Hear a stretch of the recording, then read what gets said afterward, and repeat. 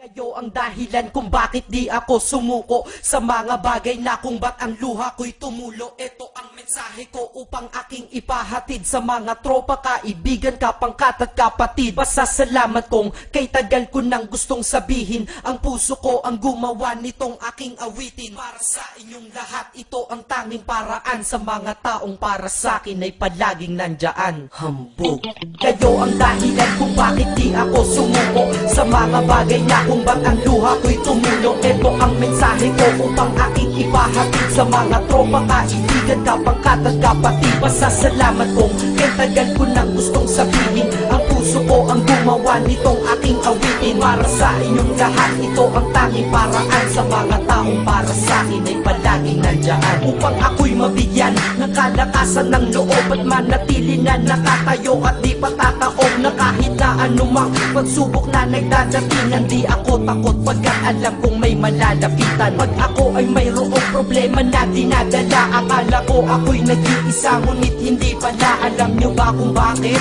Kasi andyan sila, handa na iabot ang tulong nagmula sa kanila. Walang reklamo at walang hinihingi na kapalit, kaya di lang kaibigan turing ko kundi sang malapit na kapatid. Sila'y kinikilala kong ikalawa na pamilya, wag ko daw isiping mag-isa ka pa. Dahil sila'y aking sandalan, di ako pinabayaan. Damahin ko kalungkutan, di nila pinapayagan. Kung wala kayong lahat kaibigan ko, marahil wala na rin ako, ngunit nandito pa ako dahil kayo ang dahilan kung bakit di ako sumuko sa mga bagay na kung ba't ang luha ko'y tumulo. Ito ang mensahe ko upang aking ipahatid sa mga tropa, kaibigan, kapangkat at kapatid. Pasasalamat kong kay tagal ko nang gustong sabihin, ang puso ko ang gumawa nitong aking awitin. Para sa inyong lahat, ito ang tanging paraan sa mga taong para sa akin ay palaging nandyan. At di kayo nawawala at di ako tinalikuran, yan ang dahilan kung bakit hindi ko kinalimutan ang aking pinagmulan. Pakikisama nangunguna, pag nakita ka ng tropa sasabihin shot ka muna. Pag nabadrip sa pamilya, lalabas ka lang ng bahay, lakad lang ng konti, andyan sila at merong tagay na inyong pagsasaluhan at inyong pinapaikot. Simpleng tulong yan nilang unti-unting pinapalimot ang problema mong pasan-pasan sa mga pangyayari sa tahanan o sa pera o kahit pa sa babae. Kahit sa gulo o away, tila ba mga sundalo, di pwedeng maiwan ang isa, manalo o matalo. Ganyan ang kaibigan ko, mas kilala bilang barkada. Kung ako'y mamamatay na bukas, ako'y handa na. At kung may ikalawang mundo o buhay para sa'kin,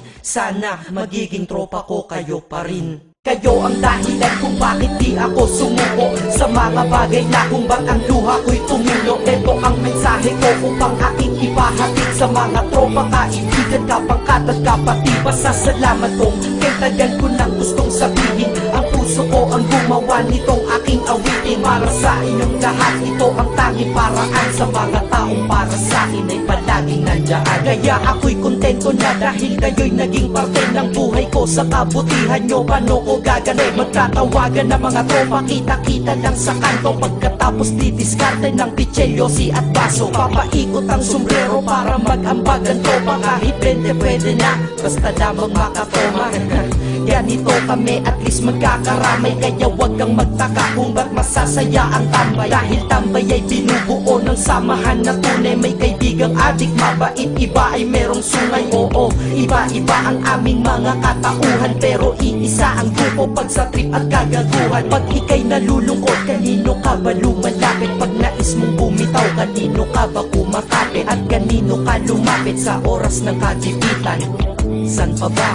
Diba sa kaibigan? Kayo ang dahilan kung bakit di ako sumuko sa mga bagay na kung ba't ang luha ko'y tumulo. Ito ang mensahe ko upang aking ipahatid sa mga tropa, kaibigan, kapangkat at kapatid. Pasasalamat kong kay tagal ko nang gustong sabihin, ang puso ko ang gumawa nitong aking awitin. Para sa inyong lahat, ito ang tanging paraan sa mga taong para sa akin ay palaging nandyan. Salamat. Acero Records, Sad Productions, hambog ng Sacro Crew.